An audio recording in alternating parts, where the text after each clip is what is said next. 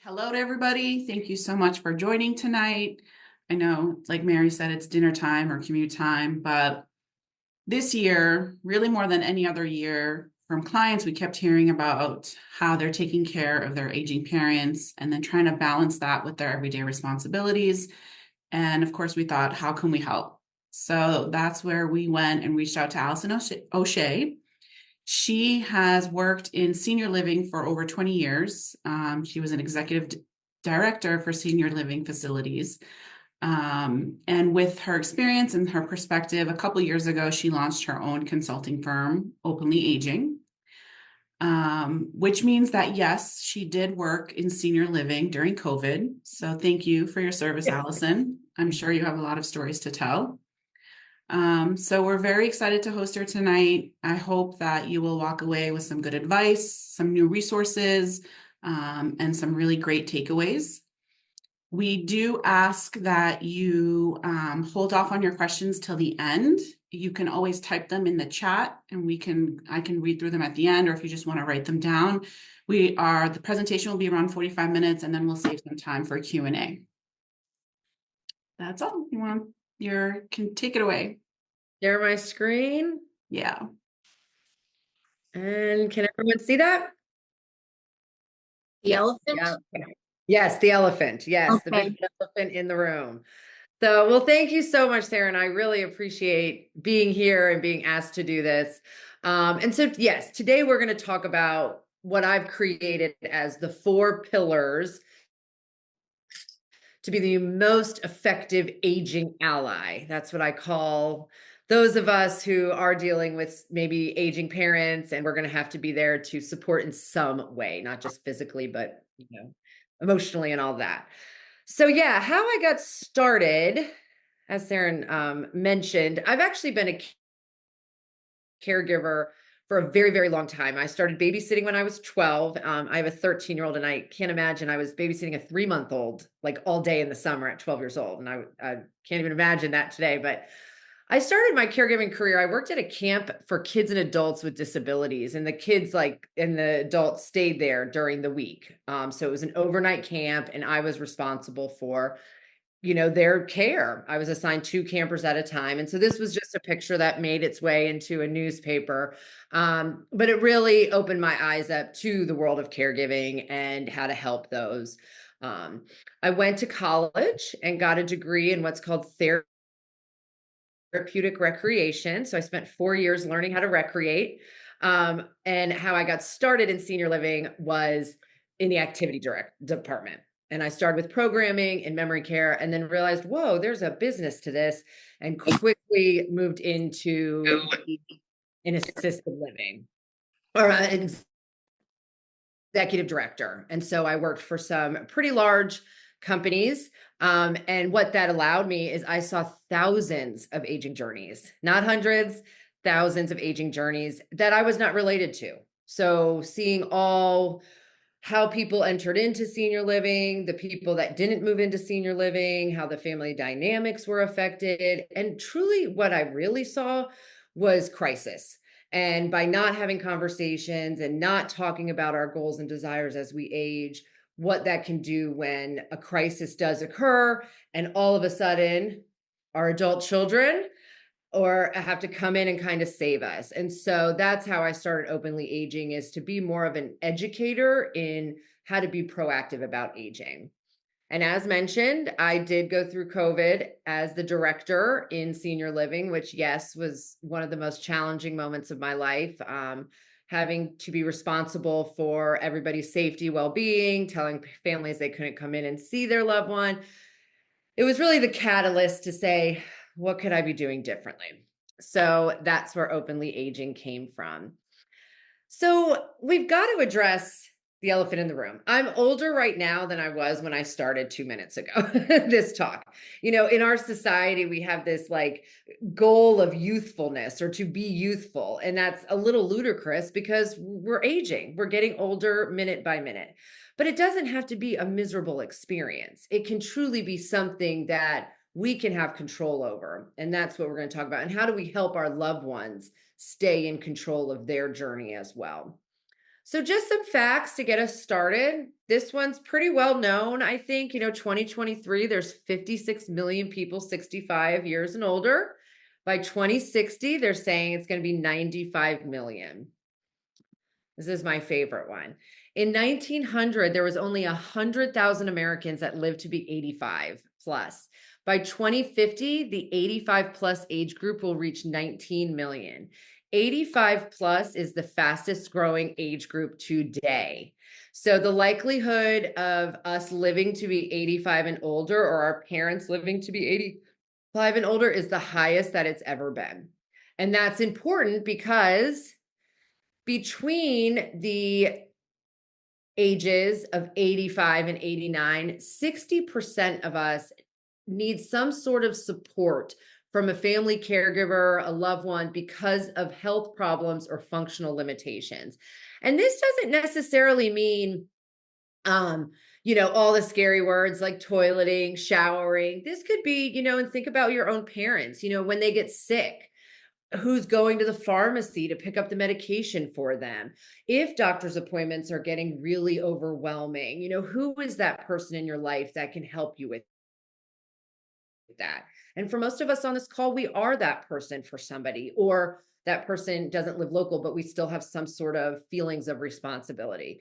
And so now that we know a lot of people are gonna live to be 85 plus, we also need to be prepared for that time when they do need some support. And so how do we do that? So, let's go. So these are just, in order to kind of take ownership of our own aging journey, but also help the people we love take ownership of theirs, we have to work really hard to kind of create a culture that gets out of denial. We live in a world where we don't talk about aging. We pretend it's not happening. We hide it from our family members. I mean, how many of you on the call or you saw it with grandparents, somebody fell and it took forever for them to say anything because they were embarrassed that they fell and they didn't want to admit it. We've got to get out of that culture because that's not helpful. That's only creating crisis down the road.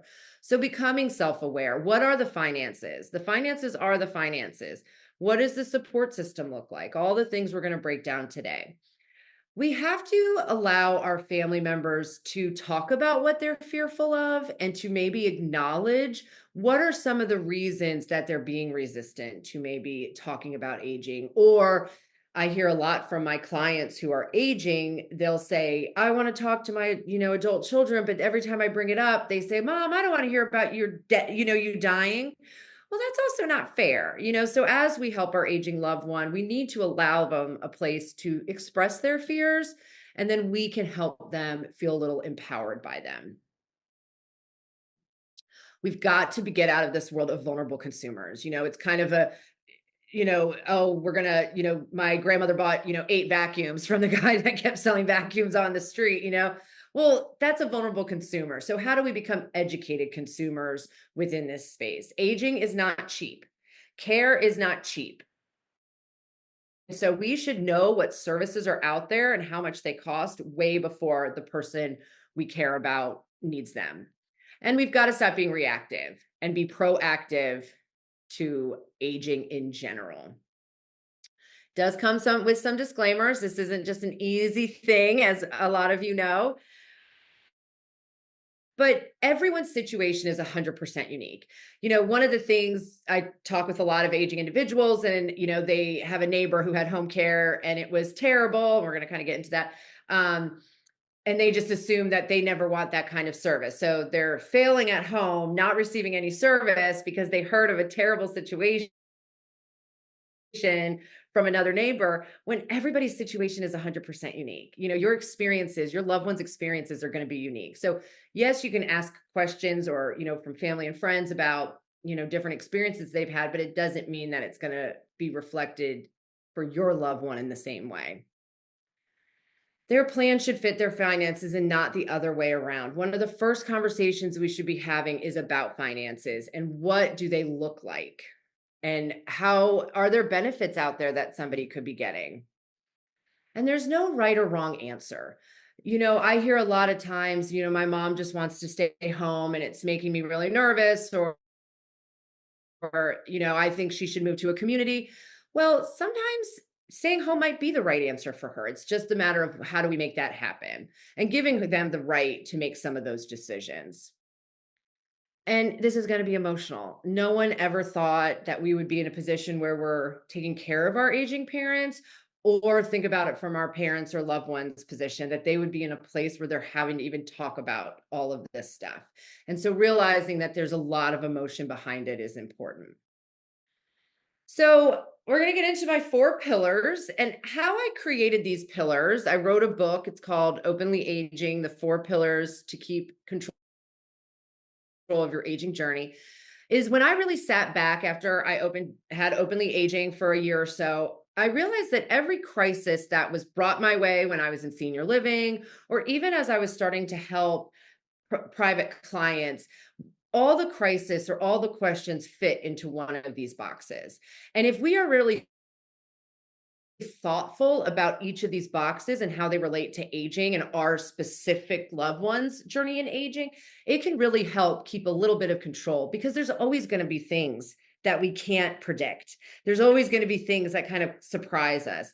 But the more that we are intentional about these 4 pillars, the less those things will surprise us and the less crisis will occur, because we've kind of already thought ahead. So we're going to get into them. So the first one is support system. And just as a reminder, 85 to 89 years old, 60% of people are going to need some sort of support from a support system. Most of the time, that's an adult child. It could be another family member.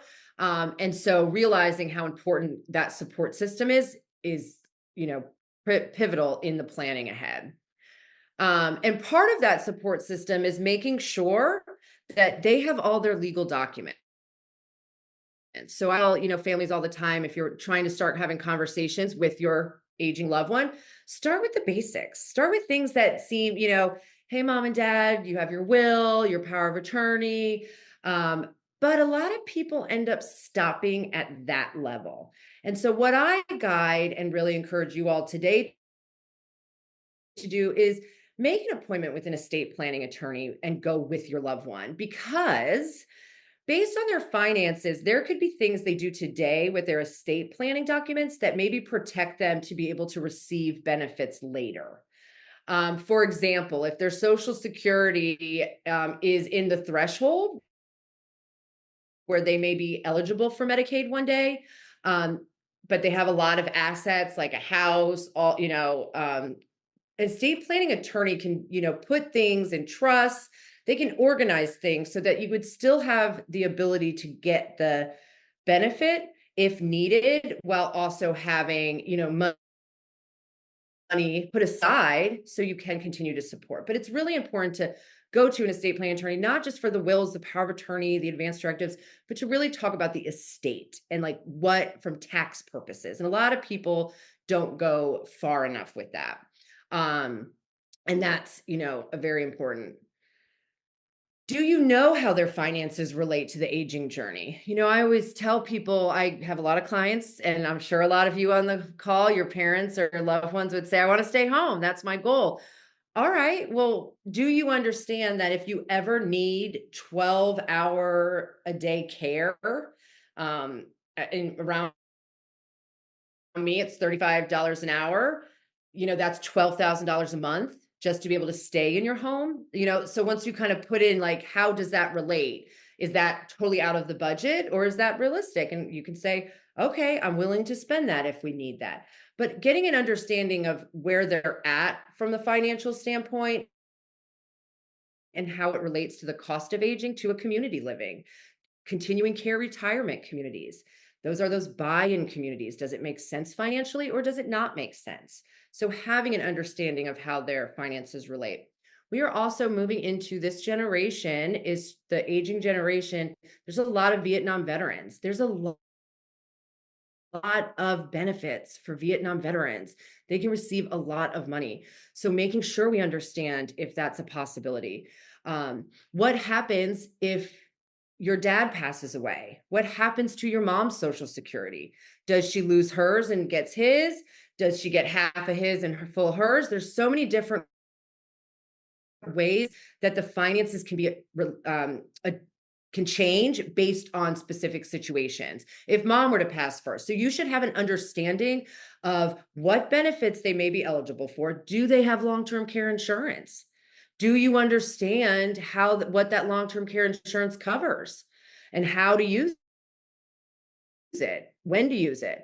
So it's really important to just have a basic understanding of their finances so you can be prepared to help them apply for benefits, or that you understand if this were to happen, I know this is the next step. That's how we're proactive about it. So going back to the physical support system, when we think about our aging loved ones, do they have family around? Is that you? Or is the person you're worried about not in the same state as you? Those are all things we need to think about, because if you are local to your parents or loved ones and you find yourself going over there, quite often, and all of a sudden doctor's appointments are, 4 times a month, and it's taking you away from your life, you need to start understanding where your boundaries are for that support system and being able to identify. But what if your parent or loved one is not local to you? Will they ever move to where you are? If they don't want to move to where you are, is there a plan in place for if something were to happen? Are they willing to go to a community living type situation, or no, they are going to stay in their home until, they can't? But every answer to those questions elicits a different strategy. And so today we're going to talk a lot about different questions that I ask people, but what the goal of it is for you to understand that asking these questions is so important, because it then allows us to create a plan based on those choices, and the support system is huge. And say mom and dad are never going to move, you're 2 states away, you need to get yourself educated on what a professional support system looks like. There's professions called geriatric care manager, patient advocate. These are all kind of key buzzwords. And they are truly people that get paid to be a support system. They could be going to doctor's appointments. They could go visit mom and dad once a week, every other week, just to check in on them. And the problem with our society now is these professionals really get called in during a crisis. Because all of a sudden, nothing has been, planned for. Mom goes to the hospital. You go up and help her, but you got to go back home. She's got to go home. And so all of a sudden you're having to pay a lot of money for a professional support system, because they have to basically get everything organized. Whereas if you know ahead of time, a professional support system might be in the best interest of your family, they get involved sooner. So maybe they meet with mom and dad, like I said, every other week, once a month, just to get to know them. And they're going to notice any changes. They can, relay those changes back to you. It's just having boots on the ground from a professional. They're normally social workers or RNs, and that can really be a support to you. So knowing if a professional support system is something that would benefit your loved one and you is something you should know way before they're really needed. Because part of what I preach on, if you will, is understanding the money. So if you're asking a social worker or a nurse, those positions, you're going to be paying between $125 and $175 an hour. And that sounds, like a lot, but if you use them strategically, because they're just going to a doctor's appointment or they're just checking in on mom, once a month, it will be cheaper in the long run than all of a sudden this crisis that disrupts your life and you have to figure out everything, take 3 weeks off work just to get mom stable, and she's kicking and screaming the whole time. So, okay, social engagement is also something I find that as adult children, sometimes we're not really thinking about, because we're so focused on, what mom and dad can't do, or our concerns because we walk in and the house is a mess and it was never a mess, or food is rotting in the fridge, or are they taking their medicine, and which are all very important things. but setting our loved ones up to have really great social engagement that fits who they are is also very beneficial and will keep somebody independent longer. So how I do this with clients is, first I ask, what does their social circle look like now? Are they very involved in church? Have they been like in the same town their whole life? And so they have a lot of friends that check in on them. What does it look like now? And that kind of can give us an indication of what will work as they age. What brings them joy? Are they somebody who has a lot of hobbies? Are they somebody who doesn't have a lot of hobbies? What do they love being around people, or do they like to be private? And that moves also into the introverted and extroverted. In my book, I tell a story. I had to change his name because it was my father-in-law, but I had to change his name. My mother-in-law refuses to move out of their house, just won't go. It's her right. She can stay there. It's fine. But my father-in-law is the most extroverted person you will ever meet, to the point when I first got in the family, oh my gosh, it used to like annoy me because we couldn't go anywhere. He would talk to everybody. It was kind of embarrassing. Well, unfortunately, in the last 5 years, he just is at home because his social circle he's 85, it's gotten really small, and he's not able to really go out as much because he's not driving anymore. Well, now he's diagnosed with mild cognitive impairment, and it's not I mean, it's the step before dementia, but I truly, truly believe that he is missing a piece of himself that really brought him joy. It made him thrive, was being around others. He got his energy from others, and he has not been allowed to do that, which has only affected his brain. And so knowing if we're extrovert or introvert, and if you know your loved one is an extrovert, really having those conversations about community and community living, even though it sounds scary, but we'll get into that, is really important, and to start early. So we get people engaged in their plan way before they need it. This is where my therapeutic recreation degree comes in. So I always also break people down into the 3 R's. So roles, what kind of jobs do people have? We have the sales guy, we have the, accountant. Those are 2 very different personalities. So knowing what kind of roles somebody had in their life helps to identify a little bit of their social engagement as well. Relationships. Is this somebody who struggled with relationships? Is this somebody who was always had to be right and people just tiptoed around them? Or is this the loving, doting, does everything for anybody person? How people are in their relationships shows a lot as well. And then recreation, where how I break this down is, are you a social recreator or are you a purposeful recreator? So a purposeful recreator, a lot of men who retire, I'm sure you've all heard or have seen stories of men that retire and then all of a sudden they decline very quickly. Because they're purposeful recreators. They need a job. They were maybe ran their own business. They were very high, executives. And as soon as they retired, they didn't fill that purpose with anything else, and they really declined. So for those type of people, I always say, hey, there's so many nonprofit boards that are looking for past executives or past, very professional people.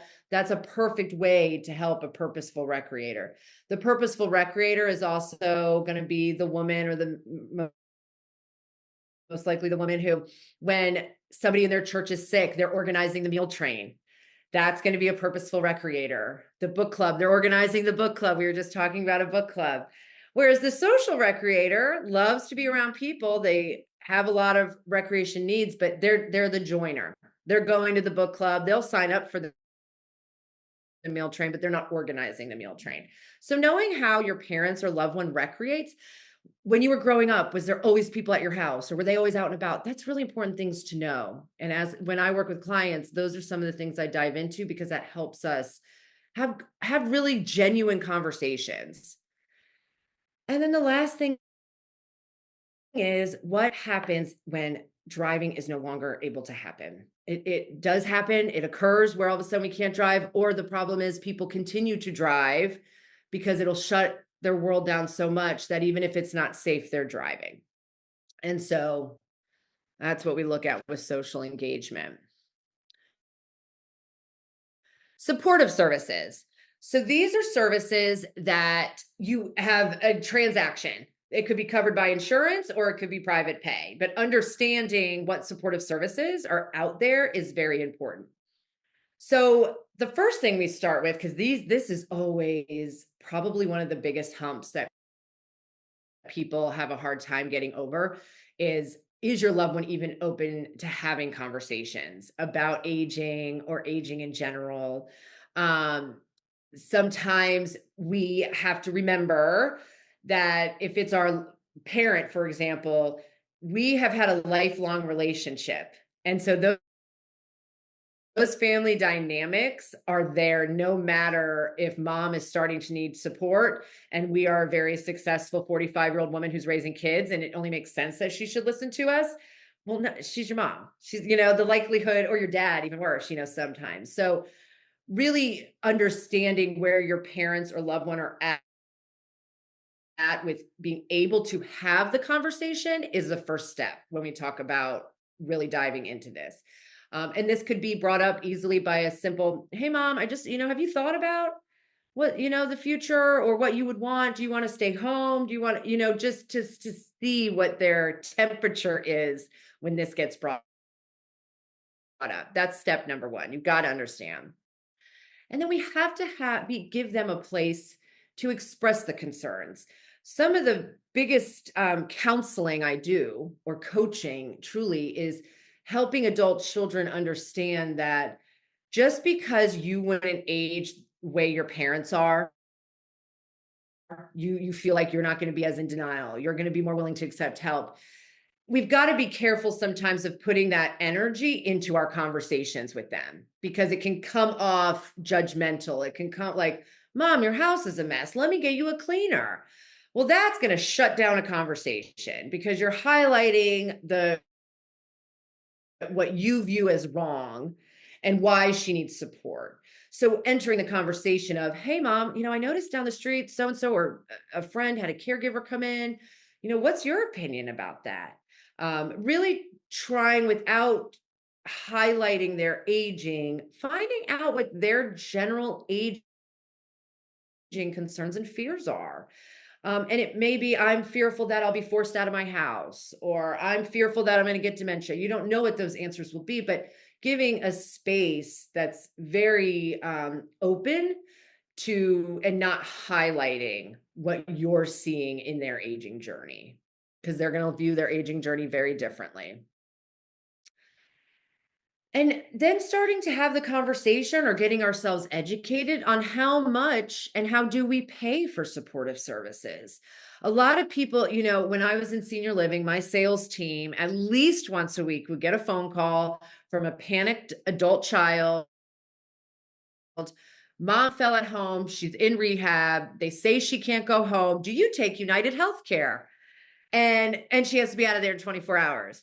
Well, not only are we private pay, but we were at least $10,000 a month in our assisted living. And so if you're asking me and your mom's got to be discharged, whether we take insurance or not, you're way, behind. And you didn't know you'd get in this position, but that's why it's important. Does knowing the difference between home health and home care. So home health is therapies, physical therapy, occupational therapy. That's all covered by insurance. Home care is certified nursing assistants that come into your home to help with whatever tasks you have for your body or for your house. And that's private pay. And that can range between $25 to $55 an hour. And they have minimums of time. You can't just have somebody come in and just give mom a shower and then they're out of there. That's not how the business model works. So just understanding, and when I start with clients, what we do is we break down, okay, if mom wants to stay home, here's how much that could potentially be. If mom's willing to downsize and move to a community type living, here's how much that's going to be. So just getting yourselves educated on the cost of things will just help make a plan a little bit smoother, because it will make, sometimes the finances dictate the plan. And that's just the truth. And I've had to have a lot of conversations with aging individuals to say, I know you want to move into that continuing care retirement community where all your friends are going, but it doesn't make financial sense for you. Or you can stay home, but once that home care costs $10,000 a month, it'll be cheaper to go to assisted living. And and if that is the fact, that's the fact. And so it can help, but just having that understanding and knowing, if mom wants to stay home, what are the resources out there to help support that? We should know that.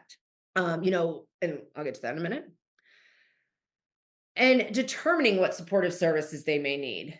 This kind of goes back to what I just said. If mom wants to stay home, that opens a can of worms of, we need education on all of these things because they may come into play because she's staying home. If mom is willing to downsize to a 55 plus independent living, here's what I need to educate myself on, all the resources that associate with that. If there's medical diagnoses, if there's high blood pressure, heart issues, if there is a cognitive issue going on, those are all indications, and they give us a great opportunity to predict what may come in the future. And so we have really big conversations on what the cost of these kind of conditions can be and what they may need in the future. And then identifying triggers. This is something that I write about in my book, because I'm sure many of you, and I know some of you wrote questions to Sarah and before, and one of them, was, mom is refusing to accept any help. I don't even know what to do. And that's like such a common predicament. And for some people, your aging parents are already kind of in a place that identifying triggers may not work because it's too late. But for those that are just starting this path or this journey with their parents and really want to stay prepared, what triggers are is basically what I mentioned before: identifying things that make it a fact that a change or a transition has to happen. It could be financial. This is what we can afford if you stay home. It could be driving. Mom, when you can't drive anymore, I think that is the time that we need to, and already picking out the place or the next location. It doesn't make it easier, but it can be a way to have really concrete conversations with our loved ones, so that if something does happen, we've already kind of discussed it and we already know what we've decided before we got here. And these are just some examples of supportive services that a lot of people, people always think about caregivers, but meals, if you're staying home and you're not cooking very much, what does that look like? Transportation is a huge one. I will tell you right now, transportation and medication management are two of the biggest reasons people cannot stay home. There's not a lot of transportation services for seniors that feel safe. I mean, there's Uber and all that. And, I'm sure as the years go, there'll be more options, but transportation can be a big deterrent from just being able to go to the mall, going to the grocery shopping. There's a lot of services for doctor's appointments, but not for the social component. Medication management. Our loved ones sometimes end up on a lot of medication. Now, do I coach my clients to say, you need to go to the doctor? Like, let's make sure all of this is still necessary, because sometimes we've been on a medication for 20 years and 85, 90 years old, like, is this causing us more issues or is it still working? Because unfortunately, we're in a society where if you have a side effect, you get added. And so all of a sudden these meds become so out of control. They don't know how to manage them. You're seeing them on the floor. So in order to get ahead of this is, let's start talking about a pill box or an automatic dispenser way ahead of time. So we kind of eliminate the problem from occurring to where they have to move out of their home. And then cleaning, home maintenance, making sure that our loved one is connected with a group or a circle of trusted people. You know, if their toilet gets clogged, are we just going in the yellow pages and finding some random person to come over? Or do we know somebody that she has formed a relationship with? And there's so many nowadays companies that do handiwork for seniors. And so making sure we're aware of that in the area, because that we need to make sure everyone that is coming into their home is a safe person. All right. And home. And I do this last because home is always the hardest one. And it's in quotes because it can mean different things to everybody. And so I like to start this conversation by how I work on it with my clients. You know, we start with home. Where are we currently at? And if the home is the home you raised your children in and it's 3,500 square feet and you use 1,000 square feet of it, does it make sense to stay there? And you know, for some people, they're going to fight tooth and nail to stay there, but after a few conversations, they can see how maybe it doesn't make the most sense. And so let's talk about our options. It's either staying, which if they know what the pros and cons, they can afford the pros and cons, they're willing to accept support to make staying home successful. It's their right to stay home. But one thing I always hear is, well, I don't have a mortgage, so why would I go somewhere else? Well, I always kind of put that back and say, well, how much is it to maintain this home? The lawn, you know, the cleaning, how old is it? Is it going to need, you know, a new roof? So when we look at staying, we have to look at what the expense of staying in that home is. Is it a home that they can safely age in? And what does happen if there is a decline in abilities? Does it make sense? And so, you know, I met with a new client today and her home checked all the boxes. She wants to stay there. She thought about it 30 years ago. She has a great little patio home. There's no reason. So it's fine. But for other clients, I'm like, this does not make sense, you know? And so we just have big conversations about it. Now, if someone's willing to move, downsize, and there's many options, we're going to get into that in a second. How I break that down is, okay, do we have a built-in social component? And that's what I call a community. Or do we not need the built-in social component? Maybe they're super active, they're still maybe a part-time job, or they're just still at church all the time. They have a pretty good social community that they don't need it within a community. And so that's how. And then this just highlights, so how big is the home if they want to stay? How much does it cost? How old? What happens if there's a decline? And then what happens when they can't drive? Does that world just shrink up into that home? And maybe that's the trigger that they move. If they move, all right, this is the time where that identified support system comes in.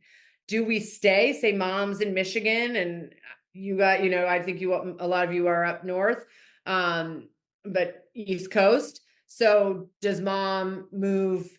If she's willing to downsize, does she move now and form her own social community? Or does she stay where she's at up in the area, maybe move to a senior community, or stay where she's at, and then when she starts needing help, she'll move to you? So there's a lot of questions within that moving, and where do we move to?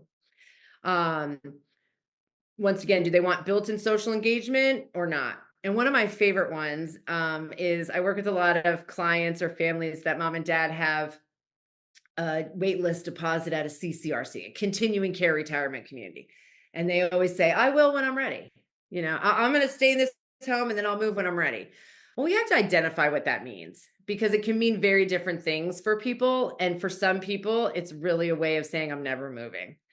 And so being able to talk through that conversation is important.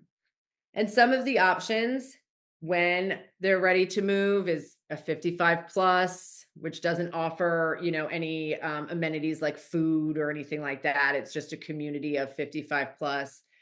Continuing care retirement community that has all levels of care. Independent living. Some independent livings it's more of a rental model.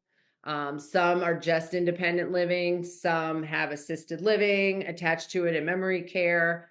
Co-housing is a really up and coming concept, especially if money is a concern, moving in with sisters, just living around other people. And then, of course, staying in their home. Those are kind of the options for when somebody is starting the process. Now, for some people are on this call, you're dealing with parents that probably have missed the independent step of downsizing and maybe kind of on the verge of needing assisted living or even memory care. And how do you even start that process? It still starts with identifying what the issues are and then figuring out what makes the most sense based on their finances, where they're located, and what kind of supportive services they need will help you identify what level of care. Or if they want to invest in staying home and having private caregivers come in, which has its pros and cons. Every decision has its own pros and cons. And that's what I help clients understand. So that's the elephant in the room. None of the stuff is brand new, knowledge. I think it's just putting it in a framework just helps people say, okay, maybe next time I visit mom, let's talk about her documents. Or next time I visit mom, I'm going to, let's talk about if she wants to stay in that home. I just hope this elicits a deeper conversation.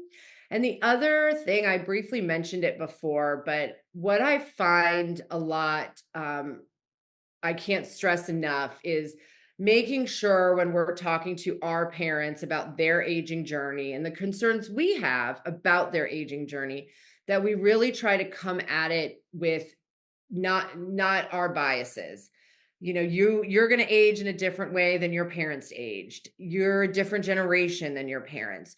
So making sure that we're not putting our own energy or negative thoughts about what's going on into those conversations, because that's how the conversations are going to break down. And that's how you're not going to get very far if they're feeling like you're trying to tell them what to do.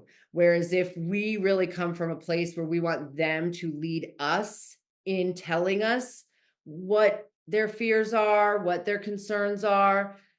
And sometimes our aging parents, it seems like they don't want to make any changes, but it also might be that the changes feel so overwhelming that it's easier to shut down the conversation than to actually admit to you that they'd be willing to downsize. I see this a lot.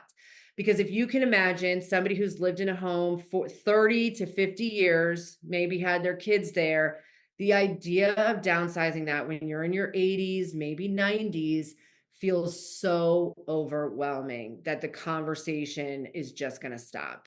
And so making sure that we're understanding where they're coming from in this and their defensiveness or their denial could be very frustrating, but it may come from, I don't even know where to begin. Like, I can't even put my head around it.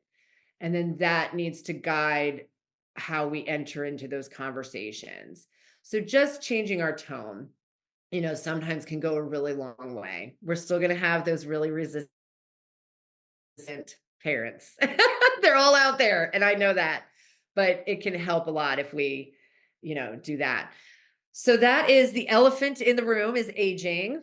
And just so you all know how my service works, I started wanting to consult, to educate. And so what I do is I call Aging Readiness with the Expert. It's a 4-package program, 4-session program. I basically meet with adult children and parents or aging individuals. And the first meeting, I really just identify who they are, what's going on, what's the background, what's their finances. And then we put an education plan together. If staying home is really what the goal is, then we have a whole conversation on home care or what resource. So it's kind of a 4-package that's very specific to your situation. And you walk away with action items and you walk away with a better understanding of what that journey may look like. I also offer a one-time appointment where you just kind of get a high-level education of their situation and what they could be doing, and there's no obligation. And so that's how my service works. And I offer complimentary consultations. And I also have my book here on Amazon that you can get. It's a quick read, 70 pages, but it just kind of has stories and tells people how the pillars, when you're working the pillars for your specific situation, it just gives examples of how to do it.